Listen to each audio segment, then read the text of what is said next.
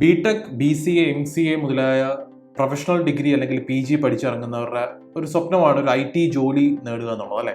എന്നാൽ കോളേജിൽ നിന്ന് പഠിച്ചിറങ്ങുന്ന അക്കാഡമിക്സ് മാത്രം മതിയാവണമെന്നില്ല ആക്ച്വലി ഒരു IT ജോലിയിലേക്ക് എത്തണം എന്നുണ്ടെങ്കിൽ.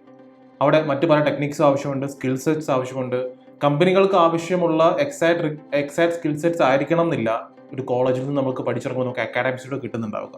അപ്പോൾ പലരെ ഒരു കൺഫ്യൂഷനാണ് എങ്ങനെ ഈ ഒരു പ്രോഗ്രാമർ ആയിട്ടുള്ള ഈ ഒരു ജേർണി സ്റ്റാർട്ട് ചെയ്യാന്നുള്ളത് അല്ലേ. എങ്ങനെ എനിക്ക് അതിലേക്ക് എത്തിപ്പെടാം, എവിടെ ഞാൻ തുടങ്ങണം, എങ്ങനെ തുടങ്ങണം എന്നുള്ളൊരു കൺഫ്യൂഷൻ പലർക്കും ഉണ്ട്. ഈ കൺഫ്യൂഷൻ ആക്ച്വലി ഒരുപാട് കൂടും നിങ്ങളൊരു നോൺ പ്രോഗ്രാമിംഗ് സൈഡിലെ ഒരു ഡിഗ്രി പഠിച്ച ആളാണെന്നുണ്ടെങ്കിൽ. ഫോർ എക്സാമ്പിൾ നിങ്ങൾ ബിടെക് ECO അല്ലെങ്കിൽ ട്രിപ്പിളിയോ അല്ലെങ്കിൽ +2 ബയോളജിക്ക് ശേഷം ഈ ഒരു സ്ട്രീമിലേക്ക് വന്ന ആൾക്കാരൊക്കെ ആണെന്നുണ്ടെങ്കിൽ വീണ്ടും കൺഫ്യൂഷൻ കൂടും.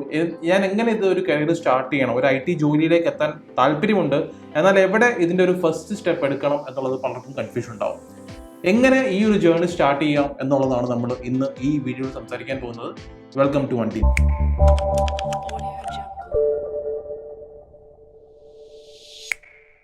പ്രോഗ്രാമർ ജേർണി സ്റ്റാർട്ട് ചെയ്യാൻ ആഗ്രഹിക്കുന്ന ആൾക്കാർ അല്ലെങ്കിൽ ഒരു പ്രോഗ്രാമറായിട്ട് കരിയർ ബിൽഡ് ചെയ്യണം എന്ന് ആഗ്രഹിക്കുന്ന ആൾക്കാർ ആദ്യം ചെയ്യേണ്ട കാര്യങ്ങളിലൊന്ന് എന്ന് പറയുന്നത് ഒരു പ്രോഗ്രാമർ മൈൻഡ് സെറ്റ് ഉണ്ടാക്കുക എന്നുള്ളതാണ്. എന്താണ് ഈ പ്രോഗ്രാമർ മൈൻഡ് സെറ്റ്? പ്രോഗ്രാമറെ പോലെ ചിന്തിക്കുക, അതുപോലെ കാര്യങ്ങളെ കാണാൻ ശ്രമിക്കുക, അങ്ങനത്തെ കാര്യങ്ങളൊക്കെയാണ്. അപ്പോൾ അതിനെന്ത് ചെയ്യാൻ പറ്റും? ആദ്യം ചെയ്യേണ്ട കാര്യം അതിന് വേണ്ടിയിട്ട് സ്റ്റാർട്ട് ഒബ്സർവിങ് എന്നുള്ളതാണ്. ഇത് ചിലപ്പോൾ പറയുമ്പോൾ വളരെ ക്രേസി ആയിട്ട് തോന്നുമായിരിക്കും, ബട്ട് ഇറ്റ് ആക്ച്വലി വർക്ക്സ്. നമ്മുടെ ഒരു ദിവസത്തിൽ നമ്മൾ ഒരുപാട് ആപ്ലിക്കേഷൻസുമായിട്ട് ഇൻട്രാക്ട് ചെയ്യുന്നുണ്ട് അല്ലേ. എന്താണ് ചെയ്യുന്നത്? നമ്മൾ ഒരുപാട് മൊബൈൽ ആപ്ലിക്കേഷൻസ് നമ്മൾ യൂസ് ചെയ്യുന്നുണ്ട്. വാട്സപ്പും ഫേസ്ബുക്കും ഇൻസ്റ്റാഗ്രാമും ഉൾപ്പെടെയുള്ള മൊബൈൽ ആപ്ലിക്കേഷൻസ് യൂസ് ചെയ്യുന്നുണ്ട്. നമ്മുടെ ലാപ്ടോപ്പിൽ ആപ്ലിക്കേഷൻസ് പലത് യൂസ് ചെയ്യാറുണ്ട് അല്ലേ, അറിഞ്ഞും അറിയാതെയും. ഇപ്പോൾ ഗൂഗിൾ ഒരു പരിധി ഒരു ആപ്ലിക്കേഷൻ ആണെന്ന് തന്നെ നമുക്ക് പറയാം. അല്ലെങ്കിൽ നമ്മുടെ ഇന്റർനെറ്റ് ബാങ്കിങ് ആപ്ലിക്കേഷൻസ്, അല്ലെങ്കിൽ ഇപ്പോൾ ലിങ്ക്ഡിൻ പോലത്തെ ആപ്ലിക്കേഷൻസ്, ഇൻഡീഡ് പോലത്തെ ആപ്ലിക്കേഷൻസ്, ഇതെല്ലാം ഒരു കൈൻഡ് ഓഫ് സോഫ്റ്റ്വെയർ ആപ്ലിക്കേഷൻസ് ആണ് അല്ലേ. ഇതിൻ്റെ ഓരോന്നിൻ്റെയും പർപ്പസ് ഡിഫറൻ്റ് ആണ്. അപ്പോൾ ഇനി മുതൽ നിങ്ങൾ ചെയ്യേണ്ട കാര്യം ഡേ ടു ഡേ ബേസിൽ നമ്മൾ ഇത്തരം ഉപയോഗിക്കുന്ന ആപ്ലിക്കേഷൻസിൻ്റെ ഒരു വർക്കിംഗ് മോഡലിനെ പറ്റി നിങ്ങൾ ചിന്തിച്ച് നോക്കുക. ഇപ്പോൾ നിങ്ങൾ യൂട്യൂബിൽ ഒരു വീഡിയോ കാണാൻ വേണ്ടി കയറുമ്പോൾ അതിൻ്റെ ബാക്ക്ഗ്രൗണ്ടിൽ എന്തായിരിക്കും സംഭവിക്കുന്നുണ്ടാവുക? നിങ്ങളൊരു വീഡിയോയുടെ പ്ലേ ബട്ടൺ ക്ലിക്ക് ചെയ്തപ്പോൾ എന്തായിരിക്കും സംഭവിക്കുന്നുണ്ടാവുക? അല്ലെങ്കിൽ നിങ്ങളത് ഫാസ്റ്റ് ഫോർവേഡ് ചെയ്തു, അപ്പോൾ എന്തായിരിക്കും സംഭവിക്കുന്നുണ്ടാവുക? അതിൻ്റെ ബാക്ക്ഗ്രൗണ്ട് വർക്ക് എന്തൊക്കെയായിരിക്കും നിങ്ങളൊന്ന് ആലോചിച്ച് നോക്കുക. അതിൻ്റെ പിന്നിലെ ലോജിക്കിനെ പറ്റി നിങ്ങൾ ചിന്തിച്ച് നോക്കുക. അതായത് ഇപ്പോൾ ഫോർ എക്സാമ്പിൾ അല്ലെങ്കിൽ നിങ്ങൾ ഒരു ഫേസ്ബുക്കിൽ ആദ്യമായിട്ട് സൈനപ്പ് ചെയ്യുന്ന ആളാണെന്ന് കരുതുക. അപ്പോൾ സൈനപ്പ് ചെയ്യുമ്പോൾ അവർ കുറേ ഡേറ്റയൊക്കെ ആദ്യം ചോദിക്കും അല്ലേ, എന്തിനൊക്കെയാണ് ഈ ഡേറ്റ വാങ്ങിക്കുന്നത്, അതുകൊണ്ടുള്ള ഉപയോഗം എന്താണ്? ഓരോ ഡേറ്റയും വാങ്ങിച്ച് കഴിയുമ്പോൾ സൈനപ്പ് ബട്ടണിൽ ക്ലിക്ക് ചെയ്ത് കഴിയുമ്പോൾ പിന്നെ അത് എങ്ങോട്ടായിരിക്കും ലോഡ് ചെയ്യുന്നുണ്ടാവുക? എന്ത് ഡാഷ്ബോർഡ് ആയിരിക്കും ആദ്യം കാണിക്കുന്നുണ്ടാവുക? നമ്മുടെ ഫോണിലേക്ക് എന്തിനായിരിക്കും OTP വരുന്നുണ്ടാവുക?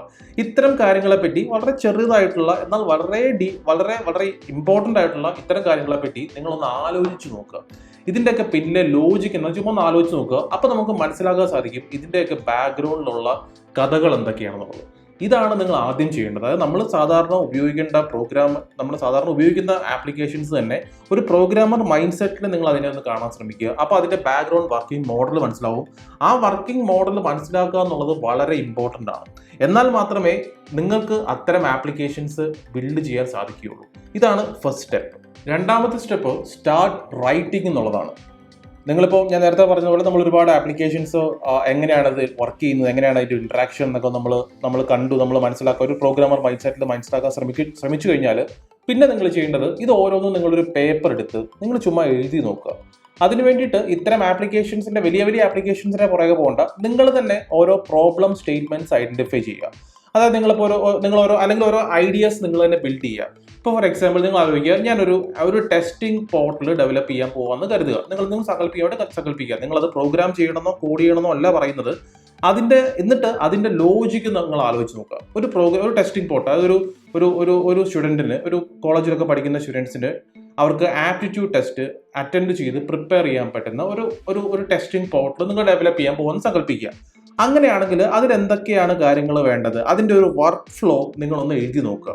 ഇതിനൊരു യൂസർ സൈഡ് ഉണ്ട്. യൂസർ സൈഡ് എന്താണ്? ഒരു നിങ്ങളെപ്പോലെ ഒരു സ്റ്റുഡൻറ്റ് വന്ന് ലോഗിൻ ചെയ്ത് അയാൾക്ക് ഈ ടെസ്റ്റുകൾ കാണാൻ പറ്റുന്ന ഒരു സൈഡ് ഉണ്ട്. അതോടൊപ്പം തന്നെ ഒരു അഡ്മിൻ സൈഡ് ഉണ്ടാവണം. അഡ്മിൻ സൈഡ് എന്ന് പറഞ്ഞാൽ ടെസ്റ്റുകൾ ഡിസൈൻ ചെയ്യാനും ടെസ്റ്റുകൾ സെറ്റപ്പ് ചെയ്യാനും വേണ്ടിയിട്ടുള്ള ഒരു അഡ്മിൻ സൈഡ് ഉണ്ടാവണം. ഇതിൻ്റെയൊക്കെ ഒരു വർക്കിംഗ് ഫംഗ്ഷനാലിറ്റീസ് നിങ്ങൾ ചുമ്മാ പേപ്പർ എടുത്ത് അതിനൊരു വർക്ക് ഫ്ലോ പോലെ എഴുതി ഉണ്ടാക്കുക. അൽഗോരിതം അല്ലെങ്കിൽ ഫ്ലോ ചാർട്ട് അല്ല ഞാൻ ഉദ്ദേശിക്കുന്നത്. അതൊക്കെ നമ്മൾ കോളേജിൽ തന്നെ പഠിക്കുന്ന കാര്യങ്ങളാണ്. അതല്ലാതെ ഇത്തരം ഓരോ ചെറിയ ഐഡിയാസ് നിങ്ങൾ പേപ്പറിലേക്ക് കൊണ്ടുവരാൻ ശ്രമിക്കുക. Like writing A script for the film. ഒരു സിനിമയ്ക്ക് സ്ക്രിപ്റ്റ് എഴുതുന്നത് പോലെ ഇത്തരം നിങ്ങളുടെ ചെറിയ ഐഡിയാസ്, ഞാൻ ഈ ടെസ്റ്റിംഗ് പോർട്ടൽ എന്ന് പറഞ്ഞൊരു വലിയ ഐഡിയ ആണ്, അത്തരം വലിയ ഐഡിയ വേണമെന്നില്ല, ഒരു ചെറിയൊരു ഐഡിയ എടുത്തിട്ട് നിങ്ങൾ തന്നെ അതിന്റെ ഓരോ സ്റ്റേജ് ബൈ സ്റ്റേജ് പ്രോസസ് എഴുതി നോക്കാൻ ശ്രമിക്കുക. അത് വളരെ ഡീറ്റെയിൽഡ് ആയിട്ട് ഓരോ സ്റ്റെപ്പും വളരെ എക്സ്പ്ലെയിൻ ആയിട്ട് എഴുതാൻ ശ്രമിക്കും തോറും നിങ്ങൾക്ക് പതിയെ പതിയെ ഇതിനകത്ത് പുതിയ പുതിയ കാര്യങ്ങൾ ഇംപ്ലിമെന്റ് ചെയ്യാനും ഇത് എങ്ങനെയൊക്കെ വർക്ക് ചെയ്യണം ഒരു ഐഡിയ നിങ്ങൾക്ക് കിട്ടാൻ തുടങ്ങും. അപ്പോൾ ആദ്യത്തെ സ്റ്റെപ്പുമായിട്ട് കണക്ട് ചെയ്ത് തന്നെയാണ് രണ്ടാമത്തെ സ്റ്റെപ്പ്. ആദ്യത്തെ സ്റ്റെപ്പിൽ നിങ്ങൾ എന്താണ് ചെയ്യുന്നത്? വ്യത്യസ്തമായിട്ടുള്ള പ്രോഗ്രാമിംഗ് സോഫ്റ്റ്വെയർ ആപ്ലിക്കേഷൻസിന്റെ വർക്കിംഗ് മോഡൽ നിങ്ങൾ തന്നെ മനസ്സിലാക്കാൻ ശ്രമിക്കുന്നു. അതിനുശേഷം നിങ്ങൾക്ക് സെക്കൻഡ് സ്റ്റെപ്പിൽ നിങ്ങൾ തന്നെ ഒരു ചെറിയ ഐഡിയയെ പറ്റി ആലോചിച്ചിട്ട് ആ ഐഡിയ നിങ്ങൾ പേപ്പറിലേക്ക് കൊണ്ടുവരാൻ ശ്രമിക്കുന്നു. ഇത്രയായി കഴിയുമ്പോഴത്തേനും ഇതിന്റെ ബാക്ക്ഗ്രൗണ്ടിലൊക്കെ നടക്കുന്ന പ്രോസസ്സുകൾ എന്താണെന്നുള്ള ഒരു ധാരണ നിങ്ങൾക്ക് മനസ്സിലാവും. എന്തൊക്കെയാണ് ധാരണ?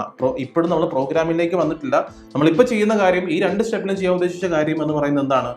ആ ഐഡിയേഷനാണ്. എന്താണ് ആ ഒരു ഐഡിയ? ആ ഐഡിയ എങ്ങനെ ഇംപ്ലിമെന്റ് ചെയ്യാം നമ്മൾ എഴുതി നോക്കുകയാണ് ചെയ്യുന്നത്. ഇതാണ് രണ്ടാമത്തെ സ്റ്റെപ്പ്. ഇപ്പൊ നമ്മൾ പറഞ്ഞ രണ്ട് സ്റ്റെപ്സും ഒരു പെരിഫറൽ ആയിട്ടുള്ള സ്റ്റെപ്സ് ആണ്, വളരെ ഏർലി സ്റ്റെപ്സ് ആണ്. ഇനി നമ്മൾ തേർഡ് സ്റ്റെപ്പ് എന്ന് പറയുന്നത് സ്റ്റാർട്ട് ലേണിംഗ് ബേസിക്സ് എന്നുള്ളതാണ്. വളരെ ബേസിക് ആയിട്ടുള്ള കാര്യങ്ങൾ പഠിക്കാൻ ശ്രമിക്കുക. ബേസിക് എന്ന് പറയുമ്പോൾ പലർക്കും പറ്റുന്നൊരു പ്രശ്നമാണ്, ഓക്കെ ഞാൻ പ്രോഗ്രാമിന്റെ ബേസിക്സ് പഠിക്കാൻ വേണ്ടിയിട്ട് നേരെ പോയി സി പ്രോഗ്രാമിംഗ് പഠിച്ചേക്കാം, അല്ലെ ജാവ പഠിച്ചേക്കാം തീരുമാനിക്കും. അവിടെ തീരും.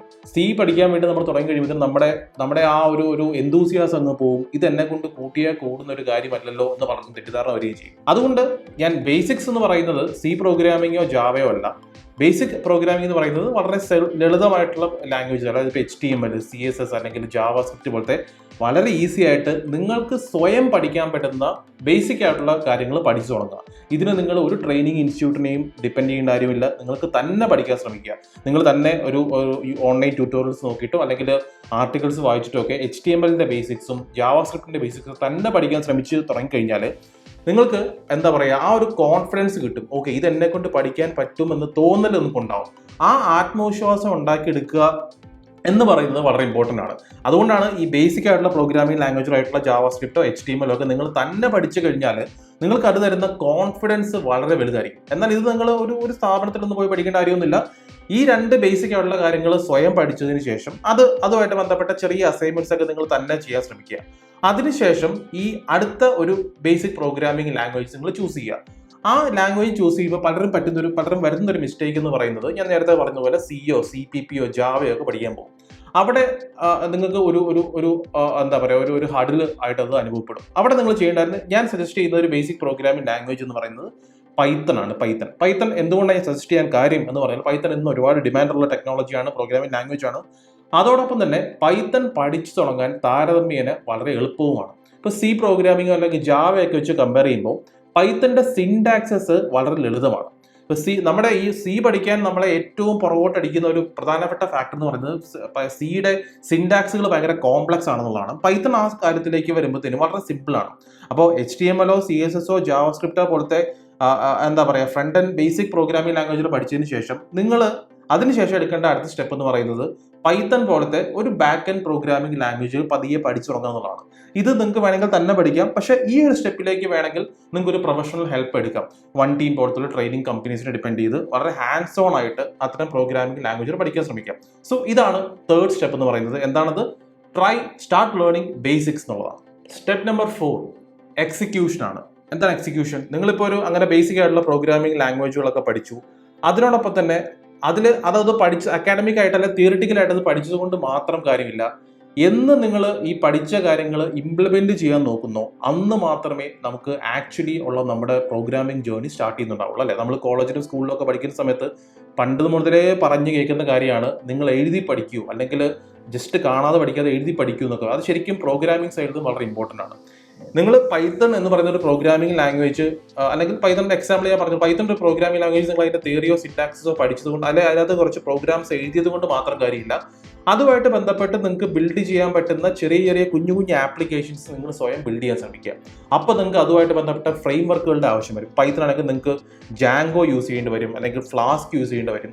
ഇതിനൊക്കെ നിങ്ങൾക്ക് ഒരു ടെക്നിക്കൽ എക്സ്പേർട്ടിന്റെ ഹെൽപ്പ് എടുക്കാം. നിങ്ങൾക്ക് ഒരു മെന്ററിനെ കണ്ടുപിടിക്കാം, അല്ലെങ്കിൽ നിങ്ങളുടെ സീനിയറോട് ചോദിക്കാം, അല്ലെങ്കിൽ വൺ ടീം പോലത്തെയുള്ള കമ്പനീസിനെ അപ്രോച്ച് ചെയ്യാം. അങ്ങനെ ഈ മൂന്ന് ഏതെങ്കിലും കാര്യങ്ങൾ, ഏതെങ്കിലും മാർഗത്തിലൂടെ നിങ്ങൾ ഈ പഠിച്ച കാര്യങ്ങൾ ഏതെങ്കിലും 2-3 കുഞ്ഞു പ്രൊജക്റ്റുകൾ വഴി എക്സിക്യൂട്ട് ചെയ്ത് പഠിക്കാൻ ശ്രമിക്കുക. ഇത് പഠിക്കുന്നതിന്റെ ഗുണം എന്താണെന്ന് വെച്ചാൽ നിങ്ങളുടെ പഠനം കുറച്ചും കൂടെ പ്രാക്ടിക്കലാവും, ഹാൻഡ്സ് ഓൺ ആവും. അതായത് സ്റ്റെപ്പ് നമ്പർ 4 എന്താണ്? എക്സിക്യൂഷൻ ആണ്.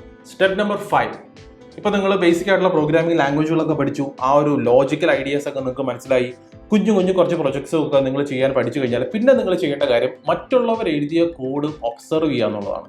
ഇത് വളരെ ഇമ്പോർട്ടൻ്റ് ആയിട്ടുള്ള ഒരു അഡ്വാൻസ് പ്രാക്ടീസ് ആണ്. നമ്മുടെ നാട്ടിൽ ഗിറ്റ് പോലത്തെ ഉള്ള കോഡിംഗ് റെപ്പോസിറ്ററീസ് ഒക്കെ ഉണ്ട്, അല്ലെങ്കിൽ സ്റ്റാക്ക് ഓവർഫ്ലോ പോലത്തെ ഉള്ള കമ്മ്യൂണിറ്റീസ് ഒക്കെ ഉണ്ട് അല്ലേ. ഇപ്പോൾ ഇവിടെ നിങ്ങൾ ചെയ്യേണ്ടതെന്ന് വെച്ചാൽ ഗിറ്റിലൊക്കെ പോയി കഴിഞ്ഞാൽ ബാക്കിയുള്ളവർ എഴുതുന്ന കോഡിന്റെ ഒരു പാറ്റേൺ നിങ്ങൾക്ക് മനസ്സിലാവും.